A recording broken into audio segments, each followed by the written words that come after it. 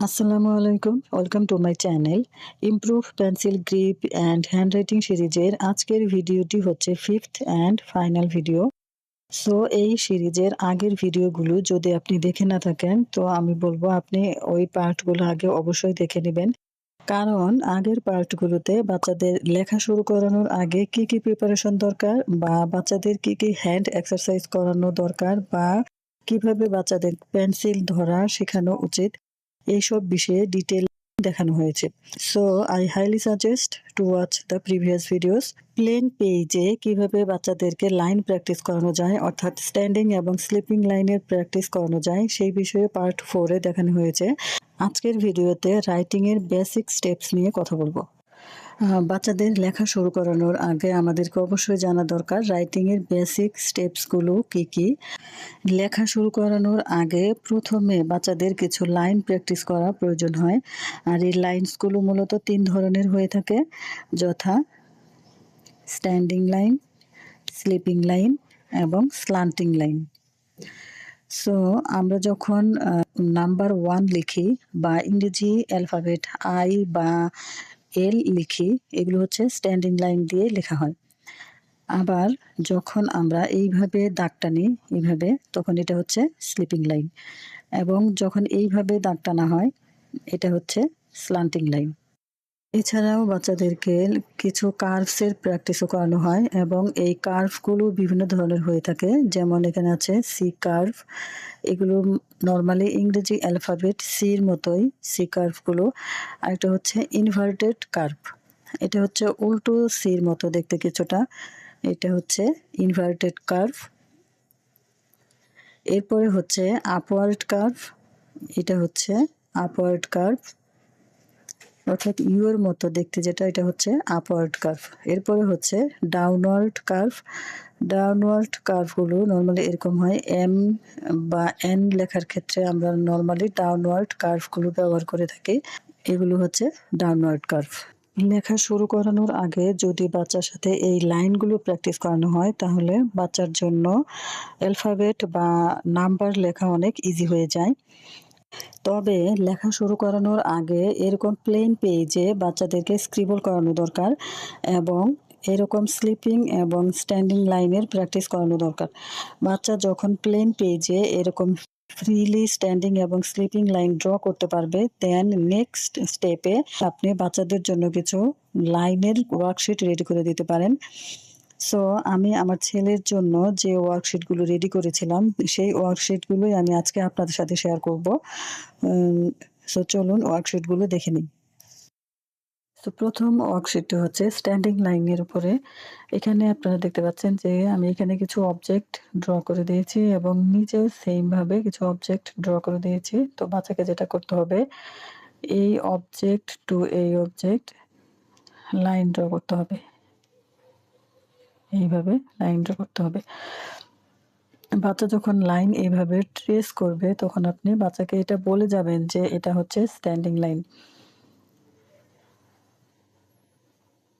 এইভাবে বাচ্চা ট্রেস করবে। এর পরের ওয়ার্কশিটটি স্লিপিং লাইনের উপরে। এখানে বাচ্চা এইভাবে লাইনগুলো ট্রেস করবে, এইভাবে। এই ওয়ার্কশিটে স্ট্যান্ডিং এবং স্লিপিং লাইন দুটোই রয়েছে। এখানে আপনারা দেখতে পাচ্ছেন যে আমি এখানে একটি বড় স্লিপিং লাইন ড্র করে দিয়েছি এবং তার নিচে আমি এর চেয়ে ছোট স্লিপিং লাইন ড্র করেছি এবং এর চেয়ে ছোট করে তার নিচে স্লিপিং লাইন ড্র করেছি। এখানে স্ট্যান্ডিং এবং স্লিপিং লাইন আমি প্রথমে বড় করে ড্র করে দিয়েছি এবং দেন এটার সাইজগুলো আস্তে আস্তে ছোট করে দিয়েছি। এই ওয়ার্কশিটটিও স্ট্যান্ডিং এবং স্লিপিং লাইনের উপরে। প্রথম দিকে আমি স্ট্যান্ডিং লাইনগুলো অনেক বড় বড় করে দিয়েছিলাম, এই যে এখানে, কিন্তু এখানে আমি সাইজগুলো ছোট করে দিয়েছি। স্লিপিং লাইনের ক্ষেত্রেও সেম ছোট করে দেওয়া আছে এবং এইখানে স্ট্যান্ডিং লাইন স্লিপিং লাইন আমি জয়েন করে দিয়েছি। এখানে জাস্ট এইভাবে স্ট্যান্ডিং এবং স্লিপিং লাইন জয়েন করে যাবে বাচ্চা। যখন বাচ্চা স্ট্যান্ডিং এবং স্লিপিং লাইন ভালোভাবে ট্রেস করতে পারবে তখন অক্ষর লেখানো শুরু করবেন। তবে বাংলা বর্ণমালা দিয়ে কখনোই লেখা শুরু করবেন না। প্রথমে ইংরেজি অ্যালফাবেট দিয়ে শুরু করবেন। আবার অ্যালফাবেটের ক্ষেত্রে কখনো অর্ডারলি লেখা শুরু করবেন না, যেমন এ, বি, সি, ডি এইভাবে অর্ডারলি কখনোই শুরু করবেন না। স্ট্যান্ডিং এবং স্লিপিং লাইন দিয়ে যে অ্যালফাবেটগুলো হয় সেই অ্যালফাবেটগুলো আগে বাচ্চাকে লেখানো শুরু করবেন। যেমন ই, এফ, এইচ, আই, এল এবং টি।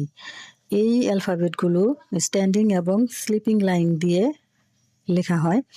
সেজন্য এই অ্যালফাবেটগুলো আপনি বাচ্চাকে আগে লেখা শেখাবেন। কারণ এগুলো অনেক ইজি লেখা, বাচ্চা এগুলো সহজেই লিখতে পারবে। তবে এখানে আপনি অবশ্যই একটা জিনিস খেয়াল রাখবেন যে কিভাবে বাচ্চা অ্যালফাবেটগুলো ট্রেস করছে। যেমন আপনি এখানে ডটেড ফর্মে ই লিখে দিলেন এবং বাচ্চাকে বললেন ট্রেস করার জন্য। সো বাচ্চা এখানে এইভাবে ট্রেস করতে পারে, এইভাবে ট্রেস করতে পারে বা এইভাবে করতে পারে, অথবা ও নিচ থেকে উপর দিকে লাইন ড্র করতে পারে। ইচ্ছামতো বাচ্চা ট্রেস করতে পারে। কিন্তু এটা কিন্তু ট্রেসিং এর রাইট ওয়ে নয়। আপনি যখন কোনো অ্যালফাবেট ডটেড ফর্মে দিয়ে দিবেন বাচ্চাকে ট্রেস করার জন্য, তখন তাকে অবশ্যই বলে দিবেন যে কিভাবে তাকে ট্রেস করতে হবে। অর্থাৎ রাইট ডিরেকশনটা তাকে বলে দিবেন যে প্রথমে হচ্ছে স্ট্যান্ডিং লাইন, তারপরে স্লিপিং লাইন, তারপরে স্লিপিং লাইন এবং তারপরে আরেকটা স্লিপিং লাইন তাকে দিতে হবে। সো আপনি যখন কোনো অ্যালফাবেট বাচ্চাকে দিবেন ট্রেসিং এর জন্য, তখন তাকে অবশ্যই রাইট ওয়ার্ডারটা বলে দিবেন।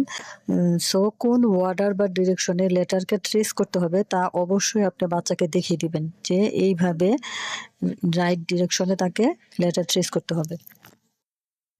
বাচ্চা যখন এই অ্যালফাবেটগুলো ভালোভাবে লিখতে পারবে তখন স্ল্যান্টিং লাইনের প্র্যাকটিস শুরু করবেন। এগুলো হচ্ছে স্ল্যান্টিং লাইনের উপরে ওয়ার্কশিট। তবে এই স্ল্যান্টিং লাইনের প্র্যাকটিসের পাশাপাশি আপনারা স্ট্যান্ডিং এবং স্লিপিং লাইনের প্র্যাকটিসও চালিয়ে যাবেন।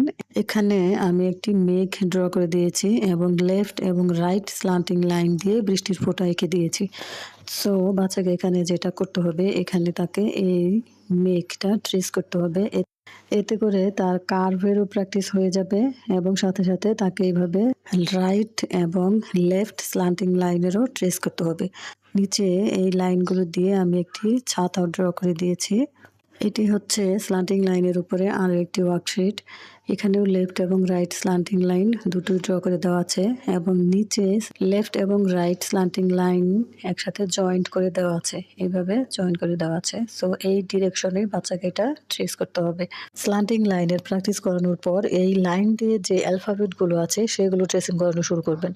অর্থাৎ স্ট্যান্ডিং লাইন, স্লিপিং লাইন এবং স্ল্যান্টিং লাইন, এই তিনটি লাইন দিয়ে যে অ্যালফাবেটগুলো হয়, এই অ্যালফাবেটগুলো হচ্ছে A, M, N, V, W, Y, জি।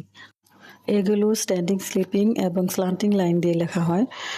এই অ্যালফাবেটগুলো লেখা শেখানোর পরেই আপনি নিচের এই অ্যালফাবেটগুলো লেখা শেখানো শুরু করবেন এবং পাশাপাশি আপনি কার্ভ লাইনেরও প্র্যাকটিস করে যাবেন। এটি হলো কার্ভ লাইনের উপর ওয়ার্কশিট। এখানে আমি অনেক বড় বড় লাইনস দিয়ে কার্ভ ড্র করে দিয়েছি। এই যে এইভাবে বড় বড় লাইন ড্র করা আছে। সো বাচ্চাকে এখানে এই লাইনগুলো ট্রেস করতে হবে। তবে এখানে একটি জিনিস আপনি অবশ্যই খেয়াল রাখবেন, বাচ্চা যখন ট্রেস করবে তখন যেন এইভাবে হাত না উঠিয়ে এক টানেই ট্রেস করে। সেজন্য এইভাবে বারবার হাত না উঠায়, এভাবে হাত না উঠায় সেদিকে অবশ্যই খেয়াল রাখবেন। এটি হলো কার্ভের উপরে আরো একটি ওয়ার্কশিট। এই ধরনের সার্কেলের মতো যে কার্ভ গুলো আছে এগুলো অবশ্যই বাচ্চাকে প্র্যাকটিস করাবেন। কারণ বাংলা বর্ণমালা লেখার ক্ষেত্রে এই কার্ভগুলো অনেক বেশি হেল্প করে। কার্ভ লাইনের প্র্যাকটিস করানোর পর এই লাইন দিয়ে যে অ্যালফাবেট গুলো হয় সেগুলো লেখানো শুরু করবেন। অর্থাৎ বাকি যে অ্যালফাবেট গুলো আছে যেমন বি, সি, ডি, জে, ও, পি, কিউ, আর এবং এস। এই অ্যালফাবেটগুলো কার্ভ লাইন এবং স্ট্যান্ডিং স্লিপিং লাইন দিয়েও লেখা হয়। এভাবে প্রথমে আপনি স্ট্যান্ডিং এবং স্লিপিং লাইন দিয়ে যে অ্যালফাবেটগুলো হয় সেগুলো আগে লেখা শেখানো শুরু করবেন। দেন স্ট্যান্ডিং, স্লিপিং এবং স্ল্যান্টিং লাইন দিয়ে যে অ্যালফাবেটগুলো হয় সেগুলো শেখাবেন এবং ফাইনালি আপনি কার্ভ লাইন দিয়ে যে অ্যালফাবেটগুলো হয় সেগুলো লেখানো শুরু করবেন। এভাবে লাইন প্র্যাকটিসের সাথে সাথে বাচ্চাকে যখন অ্যালফাবেট লেখানো শিখাবেন তখন দেখবেন বাচ্চা খুব দ্রুত লেখা শিখছে এবং বাচ্চার লেখাও অনেক সুন্দর হচ্ছে। এছাড়া একই সাথে সব লাইনের প্র্যাকটিস করানোর জন্য এইভাবে পিকচার ড্র করে দিতে পারেন। যেমন আমি এখানে সান ড্র করে দিয়েছি এবং স্নেল এবং এখানে ঘর ড্র করে দিয়েছি। এছাড়াও এপাশে আমি চাঁদ এবং ফ্লাওয়ার এবং একটি রোবট ড্র করে দিয়েছি। এখানে যে সানটা ড্র করা আছে এখানে এটা হচ্ছে স্ল্যান্টিং লাইন এবং এটা স্ল্যান্টিং লাইন, এটা হচ্ছে স্লিপিং লাইন এবং এটা হচ্ছে কার্ভ এবং এটা হচ্ছে কার্ভ লাইন দিয়ে ড্র করা। আবার এটা হচ্ছে স্ল্যান্টিং লাইন এবং এটা হচ্ছে স্লিপিং লাইন, এগুলো হচ্ছে স্ট্যান্ডিং লাইন। এখানে যে রুবটটা ড্র করা আছে এখানে মোটামুটি সবগুলো লাইনসই দেওয়া আছে, যেমন এটা হচ্ছে স্ট্যান্ডিং লাইন, এটা স্লিপিং লাইন, এটা স্ট্যান্ডিং লাইন, আবার এটা হচ্ছে কার্ভ। এভাবে যখন আপনারা সবগুলো লাইন দিয়ে পিকচার ড্র করে দিবেন তখন বাচ্চারা ট্রেসিং করতে অনেক মজা পায়। আর এই ওয়ার্কশিটগুলো আমি বাসায় রেডি করেছি, এরকম প্লেন পেজে আমি এরকম পিকচার ড্র করে দিয়েছি। এছাড়াও যে ওয়ার্কশিটগুলো আছে সবগুলোই আমি এরকম প্লেন পেজে করে দিয়েছি এবং এরকম পেজ প্রোটেক্টরে ভরে দিয়েছি। সো এখানে বাচ্চাকে যেটা করতে হবে, সে এই লাইনগুলোকে এভাবে ট্রেস করবে এভাবে, এবং আপনি যেকোনো ইরেজ মার্কার দিয়ে এগুলো এভাবে ইরেজ করে দিতে পারেন, অথবা যেকোনো কাপড়ও ব্যবহার করতে পারেন, এইভাবে মুছে দিতে পারেন। এর ফলে আপনার ওয়ার্কশিটটি শেষ হয়ে যাবে এবং আপনি এগুলোকে বারবার রিউজ করতে পারবেন। বাচ্চা যে পর্যন্ত সুন্দরভাবে লেখা না শিখছে ততদিন পর্যন্ত আপনি এই ওয়ার্কশিটগুলো রিউজ করতে পারবেন। এছাড়া আপনারা বাচ্চাদের লাইন প্র্যাকটিস করানোর জন্য এই বইটা ব্যবহার করতে পারেন। এই বইটা কিন্তু খুবই ভালো। এখানে প্রথম দিকে যে কিছু ব্ল্যাঙ্ক পেজ দেওয়া আছে, এই পেজগুলোতে আপনারা বাচ্চাদেরকে স্ক্রিবল করাতে পারেন অথবা ফ্রিলি স্ট্যান্ডিং এবং স্লিপিং লাইনের প্র্যাকটিস করাতে পারেন। এছাড়াও এখানে কিছু লাইনসের এক্সারসাইজও দেওয়া আছে। এই যে এটি স্ট্যান্ডিং লাইনের উপরে, এখানে উপরে একটি মৌমাছি দেওয়া আছে এবং নিচে ফ্লাওয়ার দেওয়া আছে এবং মাঝখানে এরকম ডট ডট দেওয়া আছে। সো বাচ্চাকে এখানে এই ডটে লাইন বানাতে হবে এইভাবে। তবে এখানে এই লাইনগুলো খুবই ছোট ছোট দেওয়া আছে, সেক্ষেত্রে আপনারা এরকম বড় বড় লাইনের প্র্যাকটিস করানোর পরে এই বইটা বাচ্চাদেরকে দিতে পারেন। এছাড়াও স্লিপিং লাইনের জন্য এখানে এরকম ওয়ার্কশিট দেওয়া আছে, যেমন এখানে একটি পাখি দেওয়া আছে, আবার এখানে পাখির বাসা এবং মাঝখানে ডট ডট দেওয়া আছে। সো বাচ্চাকে এখানে এইভাবে লাইন বানাতে হবে। এরপরে এই স্ল্যান্টিং লাইনের উপর এই ওয়ার্কশিট দেওয়া আছে। এবারে লেফট স্ল্যান্টিং লাইনের উপর আবার কিছু পিকচারও ড্র করে দেওয়া আছে এখানে। আবার এই যে স্ল্যান্টিং লাইনের উপরে ওয়ার্কশিট, এগুলো হচ্ছে কার্ভ লাইনের উপরে ওয়ার্কশিট। অনেকগুলোই কার্ভ লাইনের উপর ওয়ার্কশিট এখানে দেওয়া আছে। এই যে এগুলো কার্ভ লাইনের উপর, এই যে এগুলো কার্ভ লাইনের উপর,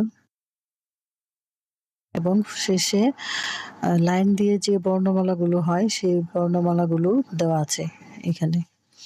সো বইটা খুবই ভালো, আপনারা চাইলে এই বইটা প্র্যাকটিসের জন্য বাচ্চাকে দিতে পারেন। সো আজকে এ পর্যন্তই। আই হোপ ভিডিওটি আপনাদের কাছে হেল্পফুল লেগেছে। ভিডিওটি ভালো লাগলে শেয়ার করতে পারেন এবং নেক্সট ভিডিওগুলো দেখার জন্য আমাদের চ্যানেলটি সাবস্ক্রাইব করে রাখতে পারেন। Thank you so much for watching.